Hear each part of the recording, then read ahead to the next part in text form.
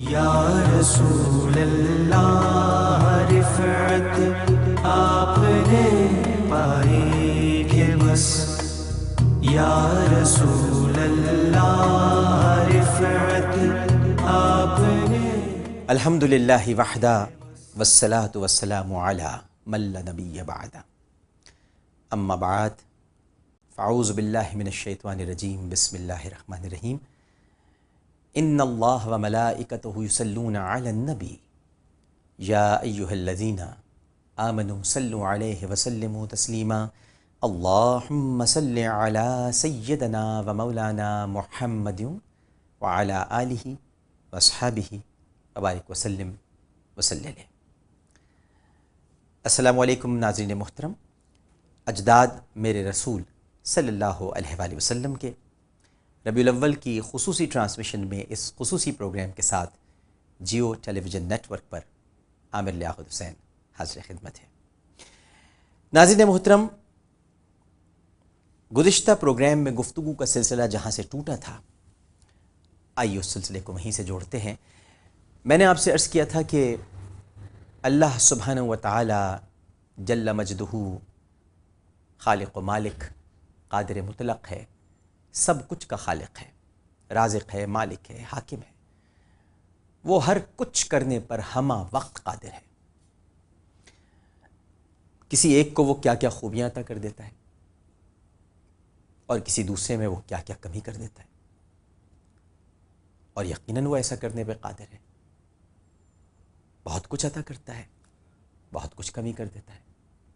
کسی کو مال و دولت، زر و جواہر اور آل و اولاد سے نواز دیتا ہے، اور کسی کو ان میں کم دیتا ہے، کسی کو بہت ہی کم دیتا ہے، اور کسی کو کچھ بھی نہیں دیتا۔ لیکن یہ اس کی شان ہے، یہ حکمت ہے۔ اس کا مطلب یہ نہیں ہے کہ جس کو کچھ ملا ہے تو وہ کوئی بہت رفع والا ہے، اور جس کو نہیں ملا وہ شاید اللہ سبحانہ و تعالیٰ کی بارگاہ میں عذاب کا مستحق ہے۔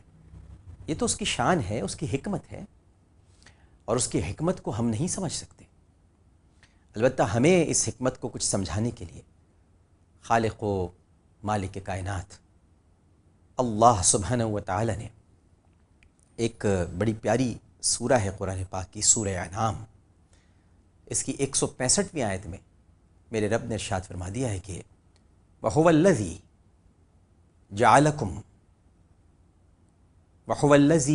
جَعَلَكُمْ خَلَائِفَ الْأَرْضِ وَرَفَعَ بَعْضَكُمْ فَوْقَ بَعْضٍ دَرَجَاتٍ لِيَبْلُوَكُمْ فِي مَا آتَاكُمْ، اور تم میں ایک کو دوسرے پر درجوں میں بلندی دی تاکہ تمہیں آزمائے اس چیز میں جو تمہیں عطا کی۔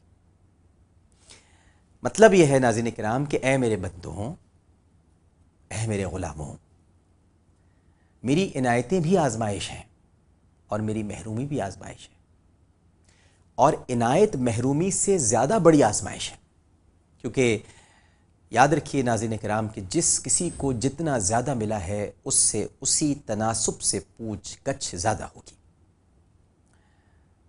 اب جیسے کہ میں یہ پروگرام آپ کے سامنے کر رہا ہوں، آپ سامع ہیں، سامع کہتے ہیں سننے والے کو، اور آپ ناظر بھی ہیں، ناظر دیکھنے والا ہوتا ہے۔ اب آپ تو وہی سن رہے ہیں جو میں بیان کر رہا ہوں، اور آپ وہی دیکھ رہے ہیں جو آپ کی ٹیلی ویژن اسکرین پر آپ کو نظر آ رہا ہے۔ آپ سے بس اتنی ہی پوچھ گچھ ہوگی کہ کیا سنا اور کیا دیکھا۔ لیکن اگر میں اس پروگرام کے تناظر میں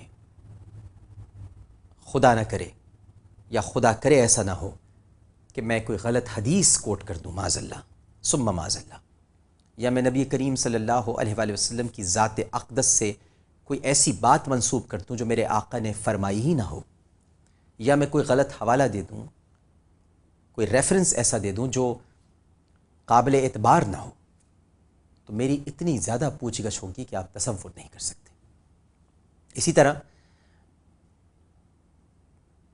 شب قدر کے موقع پر یا ربیع الاول کی جشن صبح بہارا کے موقع پر، یا کوئی ایسا دن کہ جب ہم دعا کراتے ہیں اور بارگاہ ایزدی میں ہاتھوں کو بلند کرتے ہیں، اور اس دعا کے دوران اگر ذرہ برابر بھی دل میں ریا آ گئی تو یہ تو آپ نہیں جانتے، یہ تو پروردگار جانتا ہے، وہاں بھی ایسی سخت پوچھ گچھ ہوگی کہ انسان کا وجود لرز اٹھتا ہے، کانپ جاتا ہے کہ اس کے ساتھ کیا ہوگا۔ تو میں نے جیسا کہ عرض کیا کہ اسی تناسب سے پوچھ گچھ زیادہ ہوگی کہ جس تناسب سے آپ کو اللہ سبحانہ و تعالیٰ نے کچھ عطا فرمایا ہے، عنایت کی ہے، نوازش کی ہے۔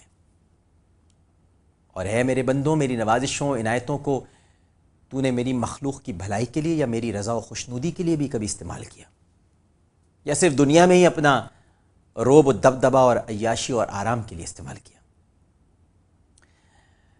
دیکھیے ناظرین کرام، زمین و آسمان اور ان کے درمیان کچھ بھی بے مقصد نہیں ہے، اور نہ ہی اللہ سبحانہ و تعالیٰ کی نوازشات، عنایتیں یا محرومیاں بے مقصد اور بے حکمت ہیں۔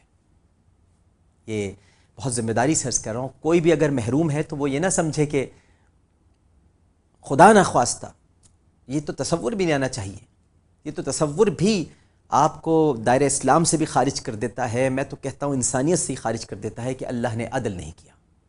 استغفر اللہ، اللہ سے بہترین عادل کون ہے؟ بلکہ اللہ ہی سب سے بڑا عادل ہے۔ تو وہ محرومی بھی اللہ سبحانہ و تعالیٰ نے اگر آپ کو عطا فرمائی ہے، کوئی حکمت ہے جو عطا فرمائی ہے، جو میں اور آپ نہیں جان سکتے۔ یہ سب کچھ رب العالمین کی شان ہے، اس کی پہچان ہے، بلکہ میں تو کہوں گا کہ اس کی پہچان کا ذریعہ ہے۔ زمین اور آسمان اور ان کے درمیان کتنی ہی چیزیں ہیں جو ہمیں بے معنی اور بے اہم اور معمولی لگتی ہیں۔ مثلا دیکھیے، ریت، گرد و غبار، لکڑی، تنکا یہاں زمین پہ بھی پڑے، کیڑے مکوڑے، گھاس پھوس، لیکن یہ تو ہم سمجھتے ہیں نا بیکار ہے۔ ان میں سے کوئی بھی ذرہ بیکار نہیں ہے، کوئی بھی ذرہ برابر بیکار نہیں ہے، یوں کہوں تو اچھا رہے گا، بے مقصد نہیں ہے۔ بس یہ ہے کہ ہمیں ان کی اہمیت کا پتہ نہیں ہے، اور وہ بھی اس لیے ناظرین کرام کہ ہم نے کبھی ان کی اہمیت کے بارے میں سوچا ہی نہیں ہے۔ بھئی دیکھیں، ہم اپنی ذات کے خول سے باہر ہی نہیں نکلتے۔ ہر انسان بھی اللہ سبحانہ و تعالیٰ کی بڑی نشانیوں میں سے ایک نشانی ہے۔ زمین اور آسمان اور جو کچھ بھی ان کے درمیان ہے، سب کچھ میں اللہ کی نشانیاں ہیں، یعنی یہ کہ اللہ کی پہچان ہے۔ انہیں دیکھ کر، سمجھ کر یہ پتہ چلتا ہے کہ ان کو بنانے والی ذات پاک تو صرف اور صرف ایک ہی ہے، جو خالق بھی ہے، رازق بھی ہے، مالک بھی ہے اور قادر مطلق بھی ہے، اور اسی ذات پاک کو اللہ کہتے ہیں۔ سورہ یونس ہے، اس کی 6 آیت آپ پڑھ لیجئے، ارشاد رب العالمین ہے، اِنَّا فِي اخْتِلَافِ اللَّيْلِ وَالنَّهَارِ وَمَا خَلَقَ اللَّهُ فِي السَّمَاوَاتِ وَالْأَرْضِ لَآيَاتٍ لِقَوْمٍ يَتَّقُونَ۔ بے شک رات اور دن کا بدلتے آنا اور جو کچھ اللہ نے آسمانوں اور زمین میں پیدا کیا، ان میں نشانیاں ہیں ڈر والوں کے لیے۔ دیکھیں ناظرین، یہ سب کچھ اسی لیے ہے کہ ذی شعور مخلوق،